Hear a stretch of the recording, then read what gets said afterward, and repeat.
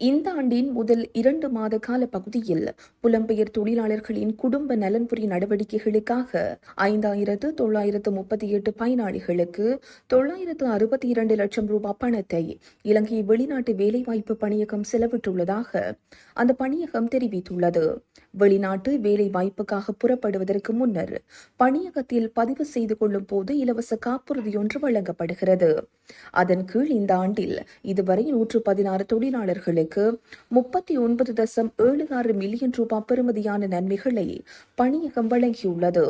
அதன் கீழ் இந்த ஆண்டில் இதுவரை 116 தொழிலாளர்களுக்கு 39.76 மில்லியன் ரூபாய் பெறுமதியான நன்மைகளை பணியகம் வழங்கியுள்ளது. அதேபோல் புலம்பெயர் தொழிலாளர்களின் பிள்ளைகளுக்கு பாடசாலை உபகரணங்களை வழங்கும் திட்டத்தையும் பணியகம் நடைமுறைப்படுத்தி வருகிறது.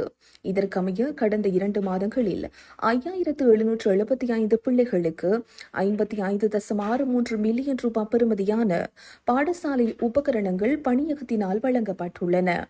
மேலும் விசேட தேவையுடையோராக அடையாளம் காணப்பட்ட 34 பிள்ளைகளுக்கு 6,60,000 ரூபாய் நிதியுதவியும், புலம்பெயர் தொழிலாளர்கள் மற்றும் அவர்களது குடும்பத்தைச் சேர்ந்த 14 பேரின் மருத்துவ சிகிச்சைக்காக 2,48,000 ரூபாய் பணமும் பணியகத்தினால் வழங்கப்பட்டுள்ளது.